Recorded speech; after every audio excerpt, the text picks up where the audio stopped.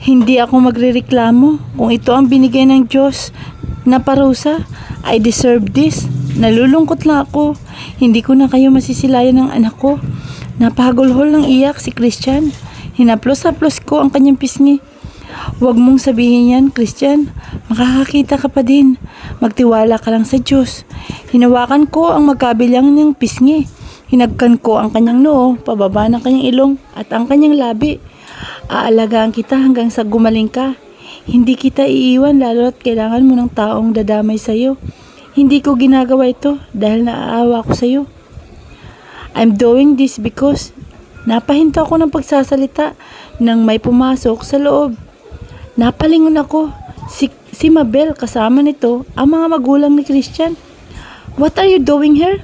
Tanong ni Mabel sa akin. Hindi ako nakagalaw. Bigla niya akong tinulak kaya napaupo ako. Janice, tawag sa akin ni Christian. Inumang nito ang kanyang kamay para kapain ako. What did you do to her? Tanong ni Christian kay Mabel.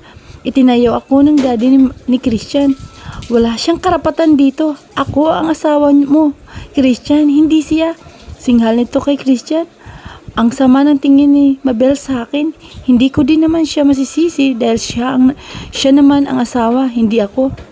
Please, Mabel, huwag kang gumawa ng gulo. Hindi ito ang oras ng pagtatalo. For God's sake, kakaopera pa lang ng anak ko.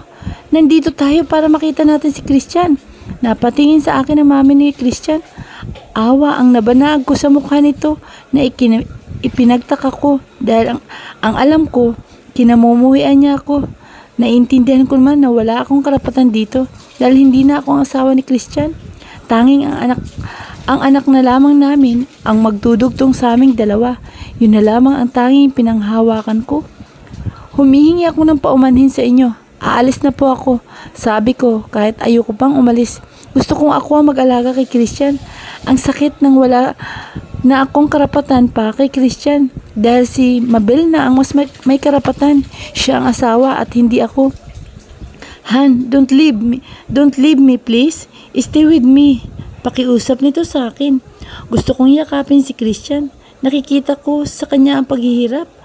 Napaluha na lamang ako. Christian, POV. My doctor talks to me in private. He said, I cannot able to see for a while. Pwede pa naman daw bumalik ang paningin ko, but he don't know when. They will even perform test on me. So I don't have to worry. I am not afraid of being blind or paralyzed. I am more afraid of losing Janice and my son, Christian, in my life. They are what matter to me, no one else. Christian, anak, kumain ka na. Sinabi ni Mabel na magmula kaninang umaga, hindi ka pa nag-aalmusal. Please anak, wag mo naman babayaan ang sarili mo. She, please. Leave me alone. Wala kayong maitutulong sa akin. I exclaimed. I felt Mommy's hand grip on my shoulder. I said, leave me alone. Please, leave me alone. I don't want anything from you. I begged her. I cried. Anak, ano bang gagawin ko para lang mapatawad mo ako sa mga ginawa ko? Mommy said while crying too. I clung so tightly to the handle of my wheelchair. Lumuha ka ng dugo, then I will forgive you. That is what I wanted you to do. Malaki ang kasalanan mo sa amin ni Janice. Kailangan mong pagbayaran, Mommy. Mommy could not answer. I laughed foolishly. You can leave now. You can do what I ask. Because you can't do it. Sumbat ko sa kanya. You don't need to say that to your mom. How dare you, Christian? Kumuyom ang kamay sa sinabi ni Mabel sa akin. Hindi ko hiniling na alagaan niyo ako or puntahan niyo ako. Makakaalis na kayo o umalis na kayo sa buhay ko. Ako dapat ang magsabi niyan sa iyo. How dare you to ruin my life? You manipulated bitch. Galit na sabi ko. Hindi ko mapigilan umalpas ang galit ko. Wala kang utang na loob, Christian. Don't call me bitch because I am not. Galit na sigaw nito sa akin. Nagtagis ang bagang ko. Ang kapal na mukha niyang sabihin, hindi siya ganun. Please, Mabel, stop it. Iwanan na muna natin si Christian. Hindi pa ito ang oras para kausapin natin siya. Mommy rebuked to Mabel. Narinig kong lumabas na ang dalawang taong kinasusuklaman ko. Hindi ko mapigilang mapaiyak ng malakas. Napasubsob ako sa palad ko. Sobrang bigat ng nararamdaman ko ngayon. Para akong nakakulong sa isang selda na wala ng kalayaan. Habang buhay na akong nakakulong sa relasyong wala namang pagmamahal. Hindi ko may paglaban ng babaeng mahal ko dahil wala akong nagawa. O wala akong magawa. I am useless. Asshole. Mas mabuti na sigurong mawala na ako dahil sa totoo lang, nabubuhay na lamang ko sa pag-asang makakasama ko pa si Janice. Nagising ako nang pumasok sa loob si Marie Chris. Sir, hinahanap po kayo ni Baby Sayon. I got up and sat down slowly. Put him on my side. I command her. Pinaupo ni Marie Chris sa kandungan ko si Baby Sayon. Sumubsob sa tiyan ko ang anak ko. Sinikap kong kapain ang ulo niya. I stroked the surface of his head. Sir, kumain na po kayo. Nagdala na din ako ng pagkain niyo. Alam ko pong wala akong karapatan na makialam. Pero sir, magpakatatag po kayo. Para kay Baby Sayon. Kung mawawala kayo, paano na po siya? Kawawa naman ang alaga ko. Madamdamin itong sabi sa akin. Napangiti ako kahit yaya lang siya ni Baby Sayon. Pero minahal nito ang anak ko. Mas mabuti pa nga ito, minahal niya si Baby Sayon. Pero ang sarili nitong ina, hindi niya maiparamdam sa anak namin ang pagmamahal. Kaya maswerte ang isa ko pang anak na si Baby Christian dahil mabuting ina si Janice. Huwag kang mag-alala, hindi ko naman pababayaan ang sarili ko. Samahan mo na muna ako dito habang kumakain ako. Sabi ko sa kanya, Sir, salamat po. Baby Sayon, mag-eat na si Daddy. Marie Chris said cheerfully. Nandito ako sa hardin para magpahangin. Nakatulog na si Baby Sayon dahil napagod sa paglalaro kasama ako. Although hindi ko siya makita, alam ko kung gaano kasaya ang anak ko. Narinig ko ang halakhak niya habang kinikiliti ko. Sir, narito po sina Sir Trevor, Sir Chris at Sir Henry, sabi ng katulong. Papuntahin mo na sila dito sa hardin, utos ko. Ilang saglit lang narinig ko na ang mga yabag nila. Hey Christian, how are you? Asshole, kahit hindi ko man lang sila makita, alam ko kung sino-sino sila. Ang bumati sa akin ay si Trevor. Asshole ka din, ito bulag na at hindi pa makalakad. I said, someone tapped me on my shoulder. Gago, makakalakad ka pa din naman at makakakita. Temporary lang yan, sabi ng doktor, sabi ni Henry. Akala namin, iiwan mo na kami. Sobrang nag-alala kami sa'yo, gago ka, sabi naman ni Chris. Napatawa ako. Makagago naman tong mga ito eh. I laugh. Masamang damo eh, kaya mahirap mamatay. I said, there is sadness in my voice. So, anong balak mo? Are you going to undergo eye operation? Tanong sa akin ni Henry. Hindi ko pa napag-isipan ang bagay na yun. Ang gusto kong unahin ang sa amin ni Janice. For now, it's not my main priority. Help me to annul my marriage to Mabel. I want to get out of this relationship. Alam kong mali ang mga naging desisyon ko noon. Itatama ko na lahat, alang-alang sa isa ko pang anak. Pinagsisisihan ko ang mga naging desisyon ko dati. Mas inuna ko pa ang pride ko kaysa isipin ang nasaktan kong babae. Hindi ko alam na mas masakit ang ginawa ko sa kanya kaysa naramdaman kong hindi kami magkakaanak. Easy as pie kahit naman hindi mo sabihin gagawin ko. May mga grounds ka na para i-annul ang kasal niyo ni Mabel. Just give me 1 month. Mapapawalang bisa na ang kasal niyo ng babaeng yun. Sabi ni Henry, napangiti ako.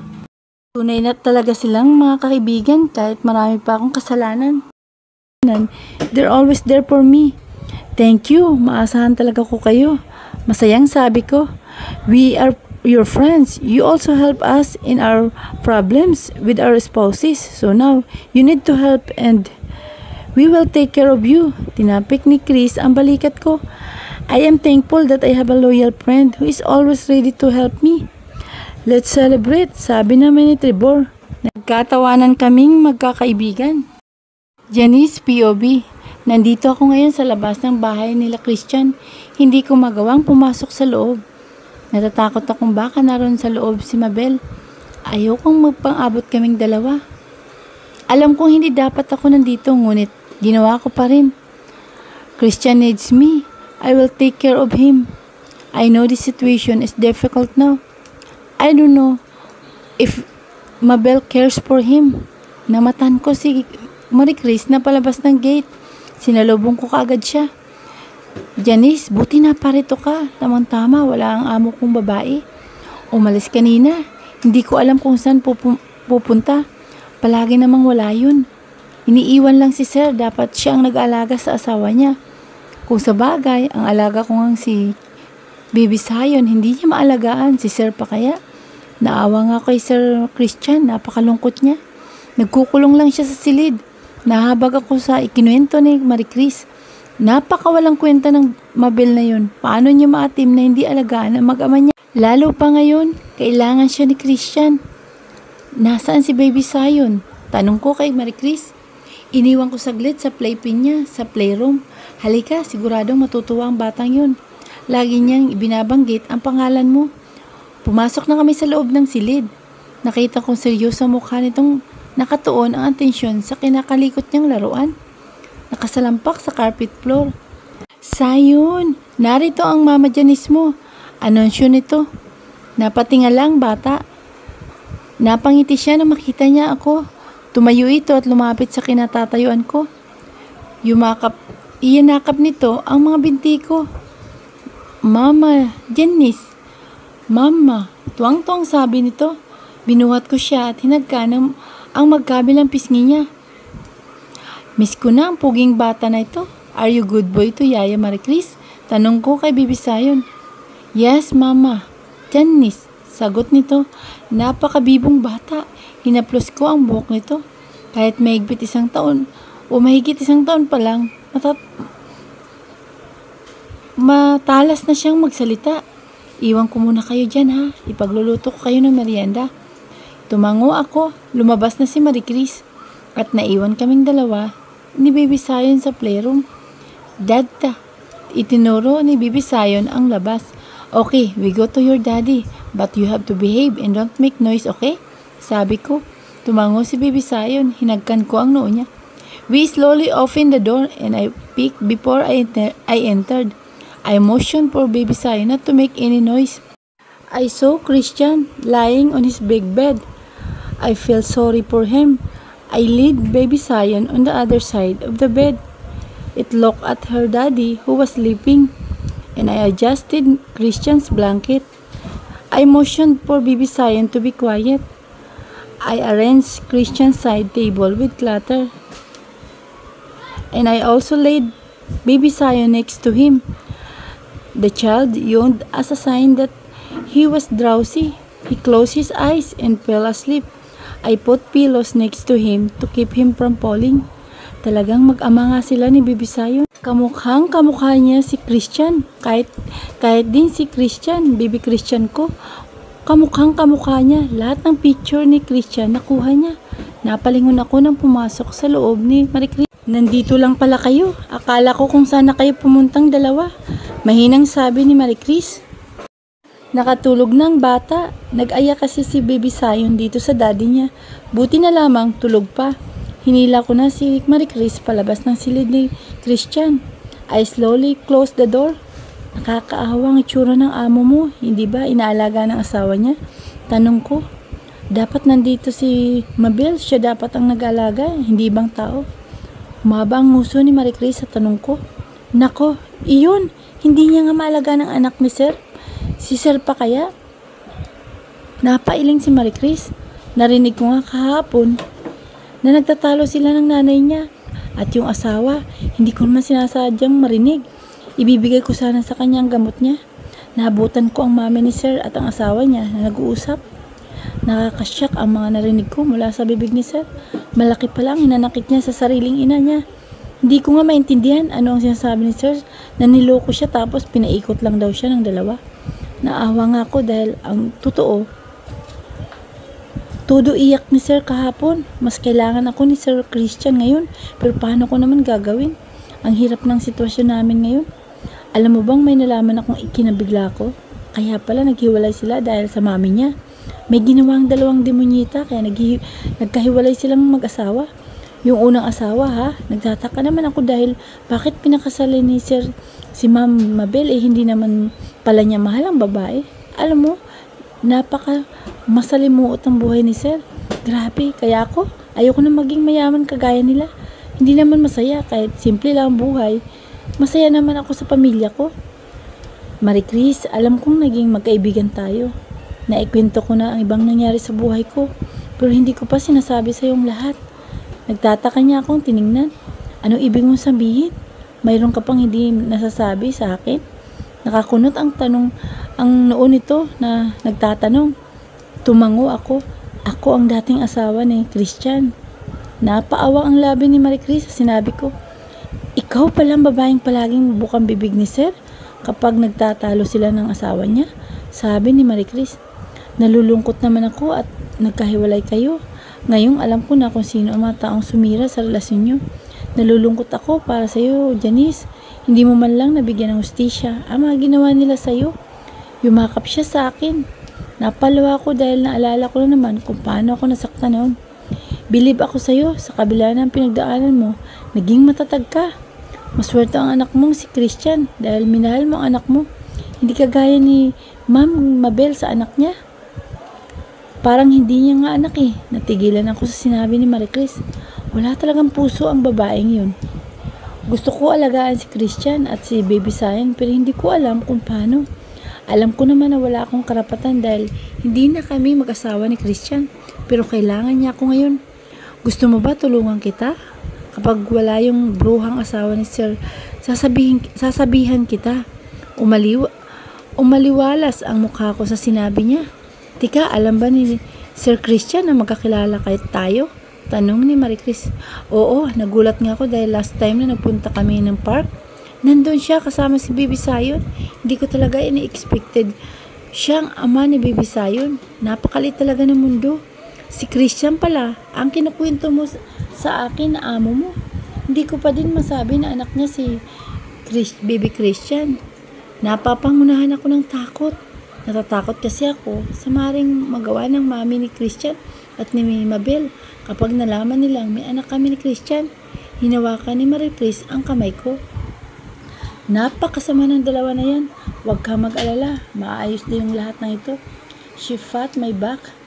I hope maayos ang sa amin ni Christian. Lumalaki na din ang anak namin. Hindi naman maganda na lumalaki ang anak ko na may tinatago ako sa kanya. Kahit man lang magkasama ang mag-ama.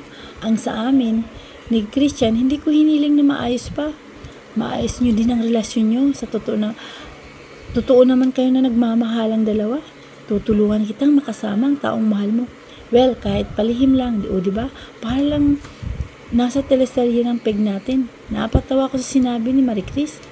Ikaw talagang seryoso na ng usapan. Sinisingit mo na naman ang mga kalukuhan. Pagbibiro ko sa kanya. Halika na nga, kumain na muna tayo. Gutom lang siguro to. Saka baka magising ng alago ko at si Sir. Sabay na kaming pumunta sa kusina. Christian POV. Sinikap kong bumalik sa higaan ko. Paunti-unti, sinasanay kong maglakad dito sa silid ko. Ang alam nila, hindi pa ako nakakalakad. Nalaman ko lang na nang magtangka akong tumayo. Sa awa ng Diyos, nailalakad ko na paunti-unti ang mga paa ko. Ililihim ko itong kalagayan ko sa kanila. Kailangan isipin nilang lumpo ako. Sana naman bumalik na ang paningin ko. Sabi naman ng doktor na may possibility na bumalik ang paningin ko kahit hindi pa ako maoperahan. Hihintayin ko ang pagkakataon na yun. Nakabalik ako ng maayos sa higaan ko. Kinapa ko si Baby Zion na natutulog na din. Naku sir, gising na po pala kayo. Pasensya po, inilagay ko sa tabi niyo si Baby Zion. Gusto niya po dito siya matulog. Ang sabi ni Marie Chris, ayos lang, gusto ko din dito siya. May kasama ka ba? Kahit alam ko na nagkunwari akong walang alam. Po, wala pa akong kasama. Ako lang po ang mag-isa. Bakit niyo naman po naitanong? Sabi nito. I smell some perfume na familiar sa akin. Sabi ko. Sininghot ko ulit yun. Naku sir, pabango ko po yun. Baka po yun ang naamoy niyo. Tama po. Yun nga po, kaya pamilyar. Sabi nito. Kahit hindi ko nakikita ang reaksyon niya, alam kong kinakabahan na ito na baka mabukoy siya. Alam ko din na nandito si Janice. I can smell her scent. Ramdam ko ang presensya niya. Sir, gusto niyo po ba hatiran ko kayo ng merienda? Nagluto po ako ng ginataang bilo-bilo. Hindi ba favorite niyo po yun? Nilagyan ko po ng langka. Pag-iba nito ng usapan. Napangiti ako. Naalala kong paborito yun ni Janice. At Tumango ako sa kay Marie Chris. Okay, you can bring merienda here. Nakangiting tugon ko. Narinig ko na lumabas na ito pero ang amoy ni Janice ay nasa loob pa din. Alam kong hindi ito umalis. Pasimple akong suminghot para malaman ko kung saan siya. Lima kong napangiti dahil nasa tagiliran ko lang siya. Masaya ako dahil sa kabila ng lahat, hindi niya ako iniwan ng tuluyan. Siguro natatakot lang siya na malaman ko na nandito siya. Ilang minuto din ang nakalipas, dumating na si Marie Chris. Amoy na amoy ko ang dala nitong ginataang bilo-bilo. Susubukan ko na lang kayo, sir. Huwag po kayong mag-alala. Hindi na po ito mainit. Sabi nito. Napangiti ako dahil alam kong hindi si Marie Chris ang magpapakain sa akin. Alam kong si Janice. Mama, Janice. Sambit ng anak ko. Nagising na pala. Nako. Sayon, wala naman dito yung mama mo. Mama Janice. Sabi ni Marie Chris. Gusto kong mapangiti dahil alam kong natataranta na ang dalawa. Ako na ang magpapakain sa sarili ko. I can handle this, Marie Chris. Alagaan mo muna si Baby Sayon. Nakangiting sabi ko. Okay po, pinilit kong kainin ang ginataang bilo-bilo. Buti hindi naman natapon. I make sure na walang matatapon. Naubos ko ang isang mangkok. Naku sir, naubos nyo. Salamat naman at magana na kayong kumain. Natutuwang sabi ni Marie Chris. Masarap naman kasi ang luto mo. Kaya napapadami ang kain ko. Salamat sa merienda, Chris. Pasasalamat ko sa kanya. Dada, Mama Janice here. Sabi ng anak ko. Napabaling ang tingin ko sa pinanggalingan ng boses ni Baby Sayon. I know anak. Gusto ko sana isatinig at hindi ko na lamang ginawa. Who is Mama Janice? Tanong ko sa anak ko kahit alam ko si Janice ang binabanggit niya. Naku sir, wala po yun. Isingit bigla ni Marie Chris. Ilalabas ko lang po muna si Baby Sayon. Baka gusto pong maglaro sa labas, sabi nito. Sige, magpapahinga na muna ako. Alam kong nandito pa si Janice. Nang makalabas na si Baby Sayon at Marie Chris, gagawin ko na ang tama. Ito na ang tamang oras para magkaayos kami ng mahal kong si Janice. I know, nandito ka Janice. I can smell your scent. I can even feel you, honey, sabi ko. Hindi ito umimik. Honey, alam kong nandito ka. Hindi mo ako maluloko, sabi ko. How did you know? Tanong nito. Napangiti ako. Itinuro ko ang puso ko. Dito sa puso ko. Nararamdaman kita sa pamamagitan ng mabilis na pagtibok ng puso ko. I tapped the bed upang paupuin siya. Sorry, Christian, kung hindi sinabi ni Marie Chris na nandito ako. Huwag kang magagalit sa kanya. Ayoko kasing magkagulo. Natatakot akong baka makita ko ni Mabel. Tumitimpo lang ako na wala siya. Kinapa ko ang kamay nito. Hinawakan ko na mahigpit ang kamay niya. Sobrang saya ko na mawakan ang ganito kalapit ang mahal ko. I am sorry honey for everything. Kung maibabalik ko lang ang nakaraan, gagawin ko. Gusto kong baguhin lahat ng mga ginawa ko noon. I am so sorry. Nasasaktan kita ng sobra-sobra. Hindi ko tinupad ang pangako ko na alagaan kita. Na magsasama tayo sa hirap at ginhawa. Naging mahina ako. Hindi naging matatag ang pagmamahal ko sa iyo. Alam kong paulit-ulit lang ito na sinasabi ko kahit araw-araw. Hihingi ako ng tawad sa iyo, honey, para lang mapagbayaran ko lahat ang kasalanan ko sa iyo at sa anak natin. Pumatak ang luha ko sa mga mata. Humigpit ang pagkakahawak ko sa kamay nito. Hayaan mong makabawi ako sa iyo at sa anak natin, sabi ko. Alam mo na may anak tayo? Tanong nito. Tumango ako. Honey, obvious naman sa pangalan pa lang. Si Mami umamin sa akin ng mga ginawa nila ni Mabel. Bumalik na naman sa akin ang pamilyar na sakit. Kung paano nagkadurog-durog ang puso ko nang malaman ko ang katotohanan. Napakasama nila. Nagsimula na lamang pangilida ng ang luha ko sa aking mga mata. Pinalabas nilang hindi ka magkakaanak pero ang totoo, binayaran nila ang doktor na tumingin sa iyo. Napakatanga ko dahil naniwala ako sa kanila. Hinayaan ko silang manipulahin ang buhay ko. Nagpakagago ako. Sinabunutan ko ang buhok ko. I really hate myself. Pinigilan ni Janice ang kamay ko. Please, Christian, huwag mo nang saktan ang sarili mo. Pareho lang tayong biktima dito. Ang mahalaga, nalaman na natin ang katotohanan. Napaiyak ako. Yumakap sa akin si Janice. I am sorry, honey. I am so sorry. Wala ako sa tabi mo nang lumalaban ka sa sakit mo.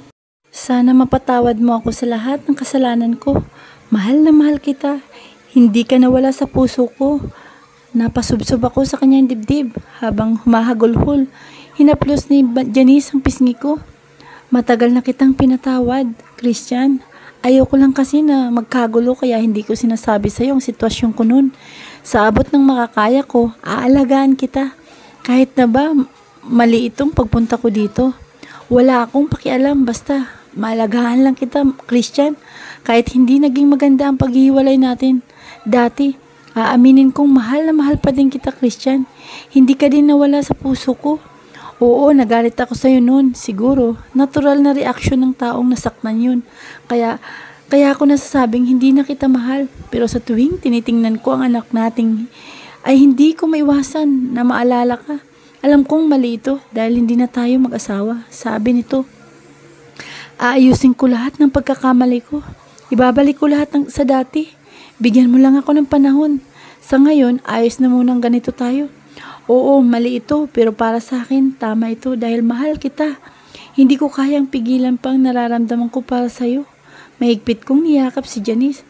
Ngayon ko lang naramdaman ang kasiyahang mula nang maghiwalay kami. Janice, POB, pinatulog ko muna ang mag-ama ko bago ako nagpasyang umalis na. Masaya ako di kahit sandali lang ng pagkakataon na nakasama ko si Christian at si Baby Zion. Kita ko sa kanila ang kasiyahan. Sana maging maayos ng lahat. Kailangang magbayad ang mga taong gumawa ng kasinungalingan. Napakasama nila. Hindi man lang sila na konsensya na isang pamilya ang sinira nila. Marie Chris, ikaw na munang bahala sa mag-ama. Basta kung wala si Mabel, i-text mo lang ako. Pupunta kami dito ni Baby Christian. Gusto ko din na magkakilala mag-ama ko. Siguradong matutuwa ang anak ko kapag nagkataon. Nakangiting sabi ko. Oo ba? Kakampi mo ako, Janice. Huwag kang mag-alala. Kahit hindi mo sabihin, aalagaan ko naman si Baby Zion. At si Sir, lalo pa ngayon na alam kong naging dating asawa mo si Sir Christian. Inakbayan ko si Marie Chris. Salamat sa lahat. Tatanawin kong malaking utang na loob ito. Umuwi ka na, baka hinahanap ka na ni Christian. Sabi nito. Sige, lumabas na ako ng gate. Nagpa siya akong lakarin na lang mula sa kanto. Doon kasi may mga taxi na dumadaan. Habang naglalakad, may humintong sasakyan sa tapat ko. Bumaba ang babaeng kinasusuklaman ko. What are you doing here? Pinuntahan mo ba si Christian? Ang kapal naman ng mukha mong pumunta pa dun. Hindi mo na siya kasawa, Janice, para mag-astang asawa ka pa ni Christian. I am the wife and you are nothing. Maybe a mistress. Kumuyom ang kamao sa sinabi niya. Hindi ako ganong klaseng babae. Baka sa sarili mo ang sinasabihan mo.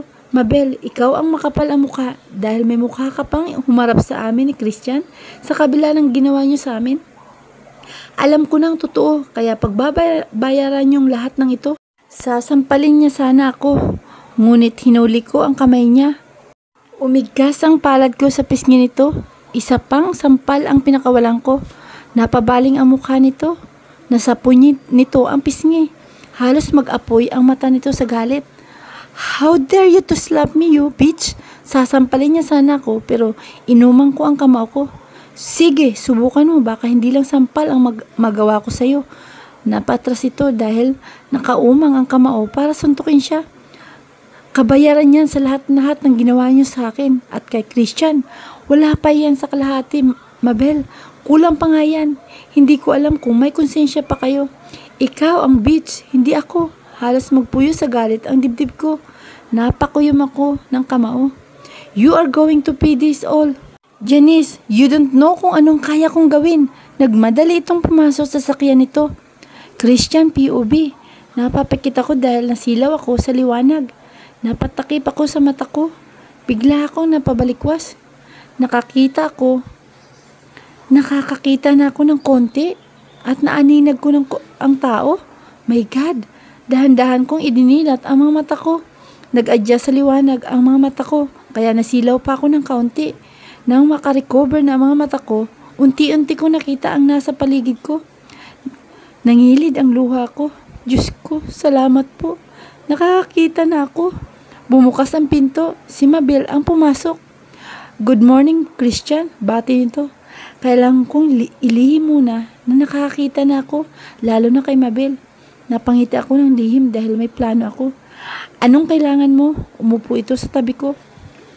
She is wearing silk nighties na lumuluwa ang cleavage. Kaya naman, nagulat ako nang makita ko ang suot niya. Kahit naman maghubad siya, hindi ko papatulan to. Hindi ako tinatablan dahil puot ang nasa puso ko. Ikinawit niya ang braso nito sa bewang ko. I want you, Christian. Please, ayusin natin ang relasyon natin for baby Zion. She kissed my neck and her hand roams to my stomach. Inalis ko ang pagkakahawak niya sa tiyan ko. Stop it, Mabel. Kahit anong gawin mo, hindi na tayo maayos pa. Pwede ba? Huwag kang basta naayos tayo. Hindi naman, di ba? Itinulak ko siya ng bahagya. Christian, para sa anak natin. Kaya ako to ginagawa. Kasal tayo kaya dapat lang naayusin natin to bilang isang pamilya. Asawa mo ko, kaya may karapatan ako mag-demand. Napailing ako sa sinabi niya. Anong klaseng demand ang may mangyari sa atin? In her dreams. Nagkamali na ako dati dahil pinili kong magpakabobo at magpakatanga. Hindi ko nga alam kung matatawag na may utak ako dahil sa mga katangahang ginawa ko. Ang dami kong loophole sa buhay ko, sa dami nila, hindi ko na maayos pa. Kung ihambing sa isang libro ang buhay ko, hindi ko kayang i-edit ang mali sa sobrang dami. Kung aayusin ko man, mag-iiba na ang plot ng istorya. Ganon kakomplikado ang buhay pag-ibig ko. Mag-asawa lang tayo sa papel. Ginawa ko lang yon dahil inipit mo ako. Alam mong ayaw kong malayo ang anak ko sa akin, pero ginamit mo yun para mapaikot mo ako. Paulit-ulit na lang tayo, Mabel. Kung ano ang sinasabi ko dati, yan pa din ang kasagutan. Galit na sabi ko, napakasama ng babaeng ito. Pinagsisisihan ko na makilala ko siya. Dahil yun naman ang tama, Christian, mayroon tayong anak.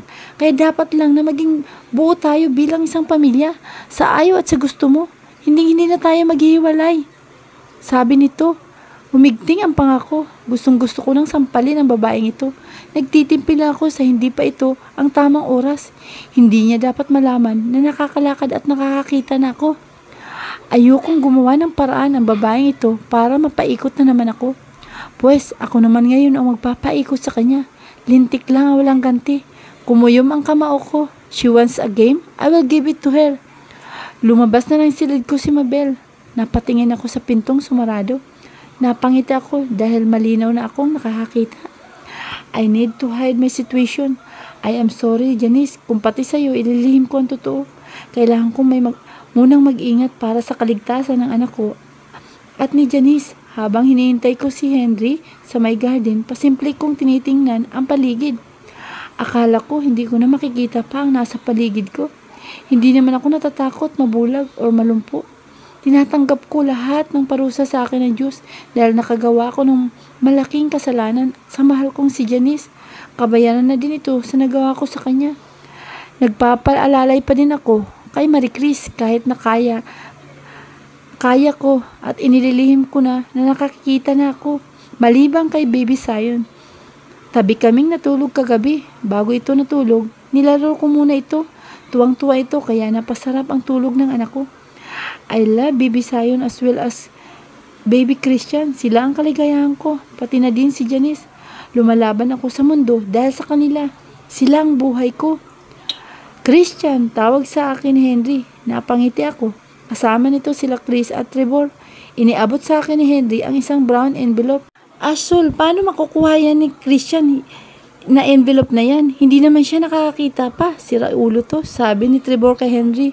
Napangisi ito sa kanya. Kinuha ko ang envelope. Napamaangan dalawa sa ginawa ko. Mas lalo pang nanlaki ang mga mata nila nang basahin ko ang nilalaman ng envelope. Nilapitan ako ni Trevor.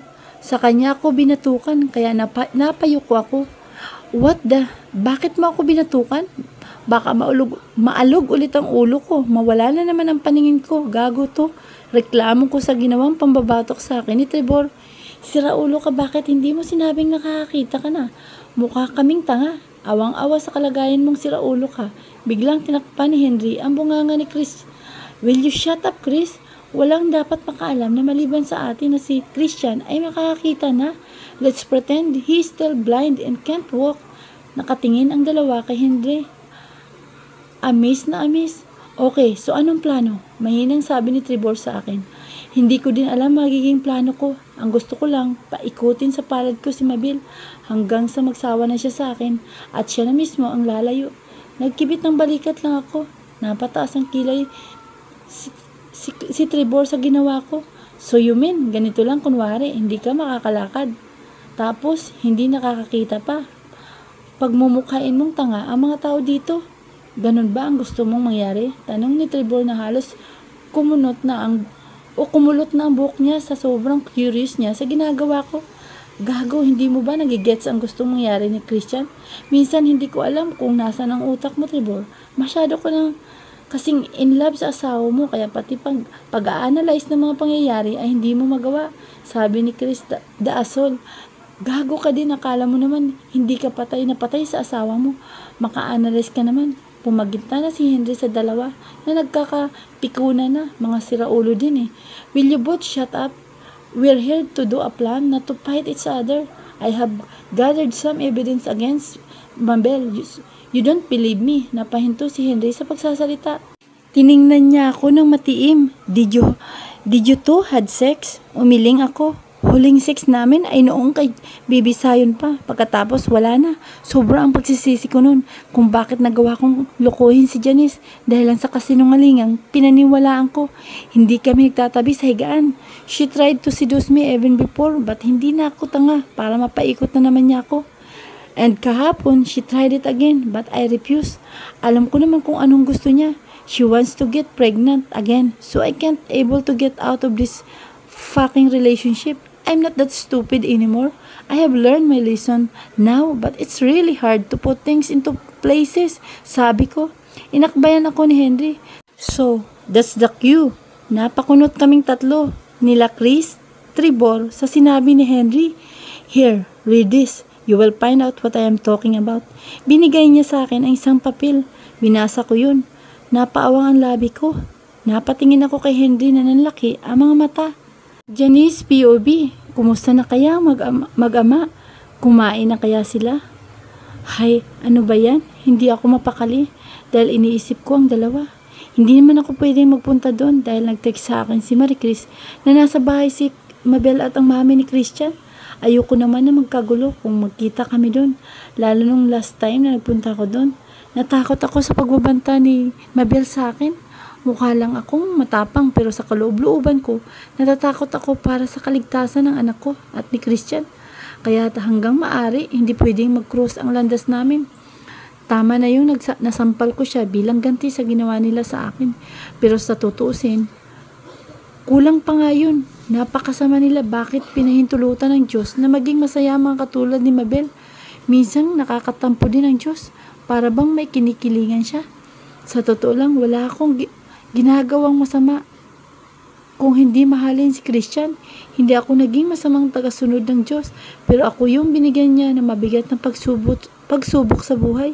Dahil sa pagmamahal sa anak ko, pinilit kong magpakatatag kahit sobrang hinang-hina na ako sa mga panahon na yun, na kahit ang pananampalataya ko ay nasa bingit na din ang kamatayan nun. Ate, pasyal tayo nila Christian, baby Christian. Sabi ng kapatid kong si Miracle. Bumukod na ng bahay ang kapatid ko dahil napalayo na ito sa pinagtatrabuhan nitong eskwelahan. Teacher ang kinuhang course ni Miracle. Akala ko nga business administration ang kukunin niya pero nag-shift ito sa education. Gusto niya daw kasi magturo ng mga bata kaya nagpa siya akong kumuha ng yaya ni baby Christian. Habang wala ako ay may nagbabantay dito. Aba, mukhang bagong sweldo ka ngayon ah. Pagbibiro ko sa kapatid ko. Si ate talaga, syempre kailangan manlibre para makabawi naman ako sa kabutihan mo para sa akin, sabi ng kapatid ko. Narinig mo yon? Baby Christian, ililibre tayo ni Tita Miracle. Napangiti ang anak ko. Hinaplos ko ang pisngi nito. Samoa kami dinala ni Miracle. Gusto niya daw kaming i-treat sa isang mamahaling restaurant. Tumanggi ako pero ayaw ng kapatid ko. Relax lang daw ako dahil wala naman akong gastos. Saka minsan lang naman daw ito. Napasipat ako sa lugar. Alam kong pangmayaman ito. Base sa nakikita mga customer na kumakain dito. Mukhang mamahalin dito ang mga pagkain. Miracle, ayos lang naman kami ni Baby Christian sa Jollibee or sa McDonald's. Sabi ko kahit naman madalas ako dalhin ni Christian noon sa ganitong kainan. Hindi pa din ako nasanay. Mas gusto kong sa bahay lang ipagluluto ko si Christian kaysa gumastos ng malaki.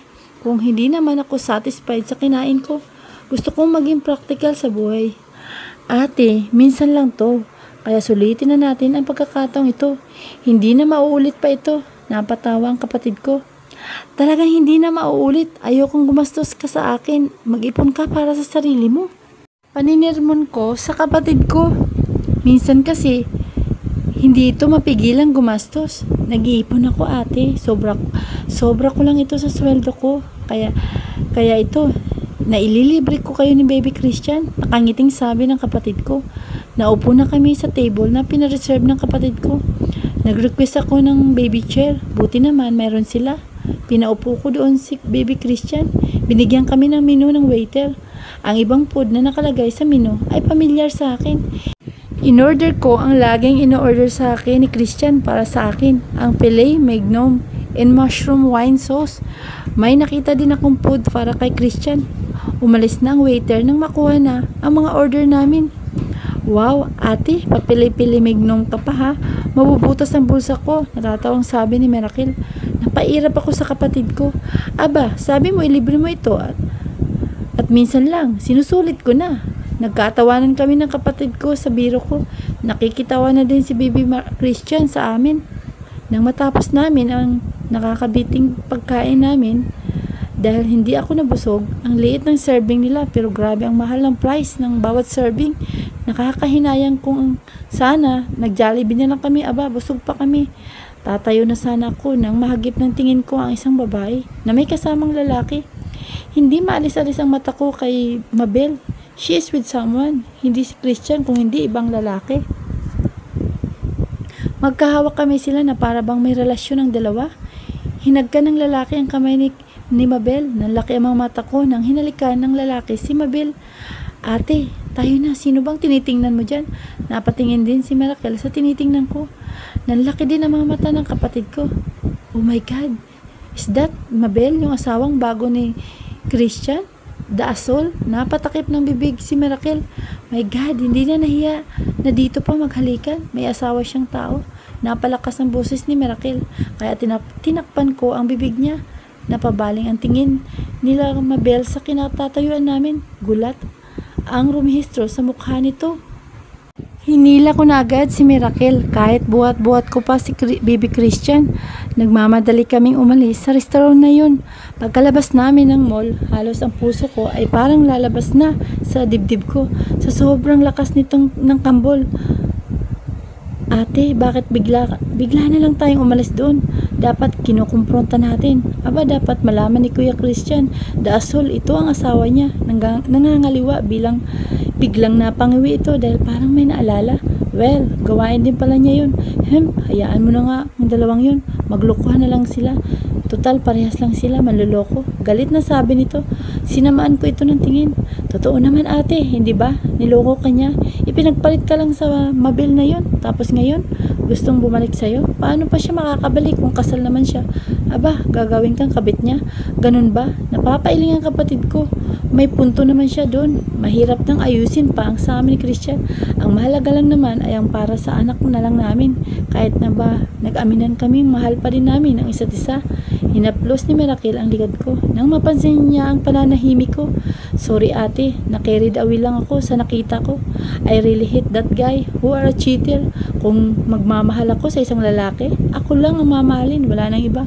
Napangiti ako nang mapakla sa sinabi ng kapatid ko. Christian POV. Bakit ngumingiti ka dyan? Tanong ni Janice.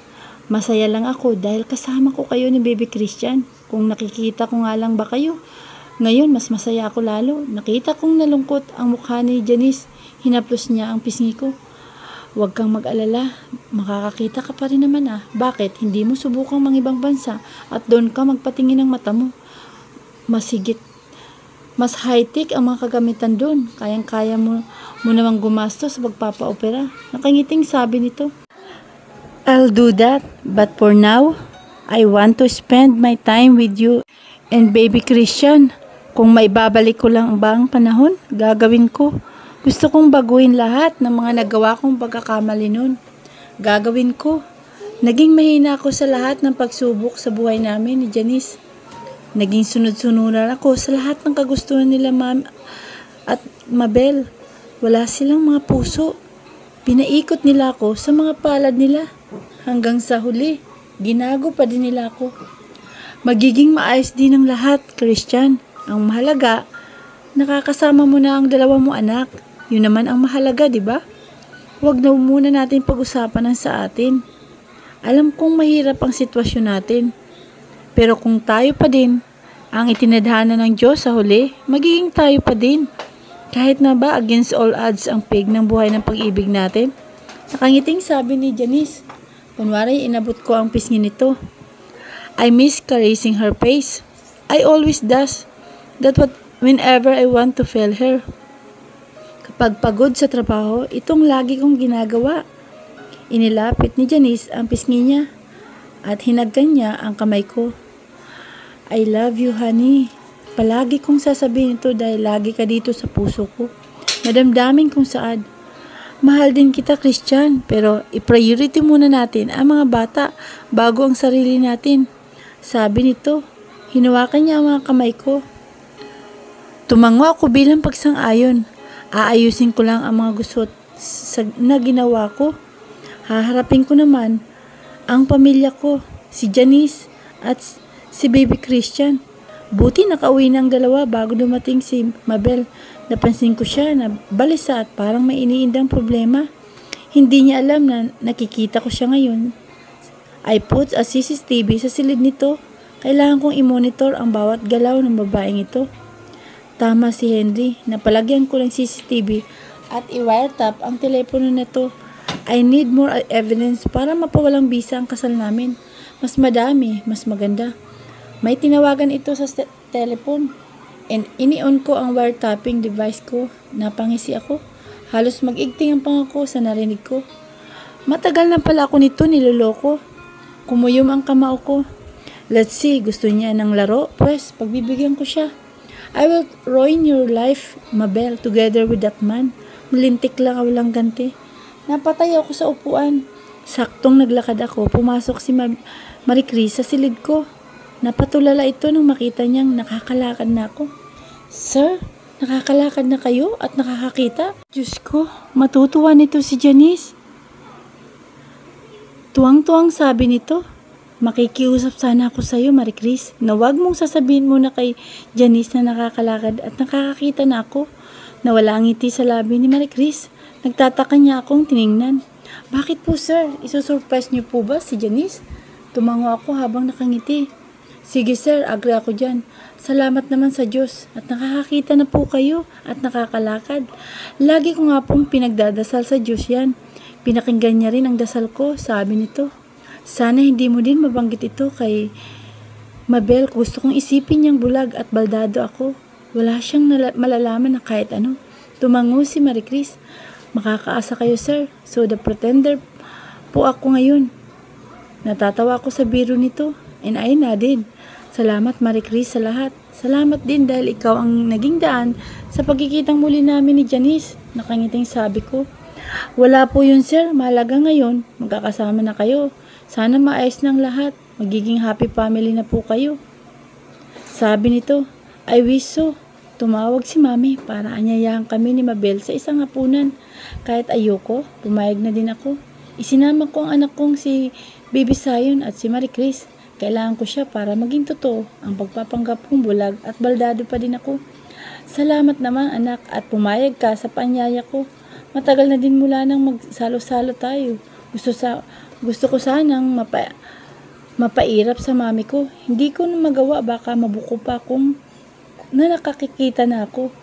I know, ma'am, tipid na sagot ko. Hindi naman Sumabay sa akin si Mabel. Nauna akong dumating dito sa bahay ng magulang ko. Sinimula na namin ang hapunan na wala pa si Mabel. Matatapos na kami nang dumating ito. Napatingin ako ng palihim sa kasuotan nito. Nakasuot ito ng blazer. Napakunot ang aking noo. Nakapagtataka na nakasuot ito ng blazer dahil hindi naman ito mahilig magsuot ng ganun. She likes wearing sexy dress because she wants to show her sexy body. Siya kasi ang tipo ng babae na gustong-gusto ang laging mapupuri ng ibang tao. Ibang-iba kay Janice na simple at kontento sa kanyang sarili. She is beautiful inside and out. Good evening everyone. Sorry I'm late. Nanggaling kasi ako sa manager ko. Lumapit ito sa akin at humalik sa pisngi ko. Wala akong naging reaksyon. It's okay, come and join us. Pinagpatuloy ko na lamang ang pagkain. Napansin ko ang pananahimik ni Daddy. Napapatingin siya sa akin dahil nga nagkukunwari akong bulag. Hindi ko makausap dahil malayo siya sa kinauupuan ko. Alam kong sunod-sunuran siya sa lahat ng kagustuhan ni Mami. Kaya naawa ako sa kanya. Wala naman akong magawa para tulungan siya. Dahil ako mismo, ganun din ang nangyayari sa buhay ko. Good thing you can eat on your own now. Christian, napatigil ako sa pagsubo. Yes, of course, madali naman matutunan ng pagkain. Napakainin ko ang sarili ko kahit bulag ako, sabi ko. Natutuwa naman ako anak dahil kahit hindi ka pa nakakakita, hindi hadlang ito para ipagpatuloy mo ang buhay, sabi ni Mami.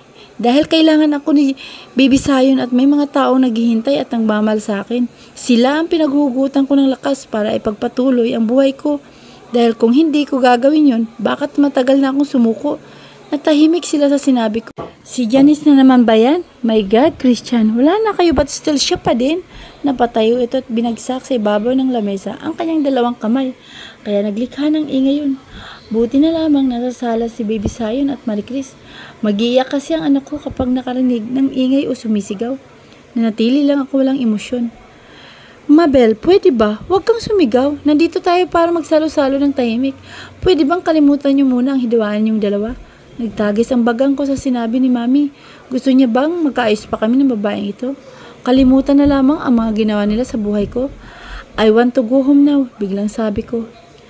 Marie Chris, uwi na tayo. Tawag ko sa yaya ni Baby Sayon. Pumasok ito sa kusina. Itinulak na nito ang wheelchair ko. At hindi na ako nagpaalam sa kanila. Christian, kabastusan ang iwan na lang kami ng mama at daddy mo. Wala ka na bang pagalang sa kanila? Or sa akin man lang? Nagkakaganyan ka ba dahil bulag at baldado ka na? Bakit? Kasalanan ba namin ang nangyari sa'yo? At sa amin mo ibinubunton ang galit mo? Napakuyom ako ng kamao ko. Pinipigilan ko lang sarili kong mapatayo at sigaw sa kanyang hindi ako bulag at mas lalong hindi ako baldado. Pero kailangan kong magtimpi. Hindi pa ito ang tamang panahon para malaman nilang totoo. Wala akong oras para makipagtalo pa sa inyo. Kaya utang na loob, tigilan mo na ako. Kung nagsasawa ka na sa ugali ko, you are free to leave me. Seryoso kong sad. Para ano? Para maging kayo ulit ni Janice? Huwag mo akong gawing tanga, Christian. Alam kong nagkikita pa din kayo ni Janice. Ang kapal ng mukha ng babaeng yun. Alam niyang may asawa na. Isinisiksik pa ang sarili niya. Isa siyang makati at malanding babae. Gustong gusto kong nang gawaran ng sampal si Mabel. Wala siyang karapatan sabihin ng ganun si Janice dahil hindi siya ganung klase ng babae. Napatawa ko ng nakakaloko. Who's talking? Huwag mong itulad si Janice sa sarili mo dahil iba siya. Hindi siya katulad mo. Huwag na huwag ka magsasalita ng isang bagay na akala mo ang linis-linis mo dahil alam mo sa sarili mong hindi ka ganun. Tama ba ako? Galit na sabi ko. Sinampal niya ako. Tumaas ang sulok ng labi ko. She is a total bitch. Hindi pa tayo tapos, Christian, dahil kahit bulag at baldado ka na, hindi tayo maghihiwalay. Tandaan mo yan, sabi nito. Pagkatapos noon, lumabas na ito sa bahay. Hintay mo lang ang ganti ko sa ginawa mo sa buhay namin ni Janice. I swear to God, gagapang ka para lang magmamakaawa sa akin. You deserve to be punished. Sir, nakakatakot naman si Mabel para siyang kakain ng tao sa sobrang galit. Aba, sinabihan pang makati si Janice. Aba, hindi siya ganun. Sobrang bait nga nun. Saka sa anak lang niya, itinutuon ang oras nito. Paano malandi si Janice? Napapailing si Marie Chris. I know, hindi naman totoong sinasabi niya kay Janice. Kilala ko siya, kaya minahal ko siya dahil iba siya. Napangiti ako. Nako, buti hindi nagising si Baby Sayo na sa sigaw ni Mabel. Napatingin ako kay Baby Sayo na mahimbing ang tulog. Napapangiti pa ito. Baka nananaginip kasama ng mga anghel. Hinaplos ko ang pisngi ng anak ko. Tanging ikaw, Baby Sayon, si Janice, at si Baby Christian ang tanging nagpapalakas ng loob ko. Nakipagkita ko kay Henry dahil may sasabihin ako. Bro, galing ng drama ah. May mga pawiltir-wiltir ka pang nalalaman. Napangisi ako. Siyempre, I need to be careful. Saka para maging makatotohanan lahat. So, anong pag-uusapan natin? Tanong ni Henry. Tumayo na ako sa wheelchair ko. Umupo ako sa sopa. It's about Mabel. Napabuntong hininga ako. Hindi ko mapigilang magngit-ngit sa galit. May nakalap ka na bang evidence para mapawalang bisa ang kasal nyo ni Mabel? Sabi ni Henry. At napangisi ako. Bakit pa ako kakalap ng mga ebidensya kung wala naman dapat ipawalang bisa? Kumunot ang noo ni Henry sa sinabi ko. What do you mean? Seryoso niya akong tiningnan. Because my marriage with Mabel is fake. Because she's already married to another man. I checked my marriage contract sa PSA. Subalit walang nakarehistrong kasal sa pangalan namin. Ang mayroon lang ang kasal namin ni Janice. Hindi ko alam kung paano nangyari na hindi na naanal ang kasal namin. I have already signed the annulment paper at may pirma pa ni Janice. Sila mami ang nag-asikaso nun. Kaya nagtataka ako. Wala namang binanggit si mami sa akin na hindi niya itinuloy ang pag-asikaso sa annulment namin ni Janice. Sabi ko. So it means you're still married to Janice. Anong gagawin mo? Alam mong niloko ka nila. Pwede mo silang sampaan ng kaso. Umiiling ako. Hindi yun ang gusto kong mangyari. Sinira niya ang buhay ko. Dapat lang, ganun din ang gagawin ko. Gusto kong gumapang siya sa hirap. Wala siyang karapatan magsaya. I need your help, bro. Tinapik ni Henry ang balikat ko. Sure, bro. Ano bang gusto mong unahin? Hair career? Napangisi ako. Christian, POV. Nagtaka ko nung tumawag sa akin si Henry na parang nag-aalala. I asked him but he never answers my question. I decided to go to his office. Marie Chris, ikaw na munang bahala kay Baby Sayon. May pupuntahan lang ako. Ay, i-message mo ako kapag nandito na si Mabel. Billing ko kay Marie Chris. Sige sir, ingat po kayo. Ninitian ko ito. Pinasok na sa loob ang wheelchair ko. Pumasok na ako sa loob. Napatingin sa akin si Mang Honesto ang driver ko. Sila lang ang nakakalam na nakakalagad at nakakakita na ako. Sir, saan po tayo? Napangiti ako. Sa easy tayo, sabi ko. Alam naman nito kung saan yun. Narating namin ang opisina ni Henry nang walang traffic dahil hindi naman rush hour. Ibinaba ni Mang Honesto ang wheelchair ko. Isinakay niya ako doon. Itinulak na nito papuntang elevator. Salamat, Mang Honesto. Hintayin niyo na lamang po ako sa lobby. Bilin ko sa kanya. Tumango ito. Pumasok na ako sa loob ng opisina. Sa opisina ni Henry, kagaya ng dati, tumayo ako sa wheelchair ko at naglakad patungo sa harap ng table ni Henry. Nakakapagtaka because he looks bothered. What's the matter, Henry? Parang ang bigat ng problema mo. Tanong ko. Napatitig muna ito ng matagal sa akin bago bumuntong hininga na parang nahihirapang magsalita. May nalaman akong ikinabigla ko at hindi ko expected to. Napahawak ito sa batok nito. Spill it. It is about sa pinaimbestiga ko sa iyo. Napatingin ito sa akin. Parang nag-alangan na pa nga itong tumango. Tell me, sabi ko. Pinuntahan ko mismo ang doktor na nagpeke sa result ng pagbubuntis ni Janice. Napatigil ito sa pagsasalita. Hindi ba sinabi nito na pineke niya ang result na hindi na daw magkakaanak si Janice dahil may problema siya? Pero sa totoo, wala naman.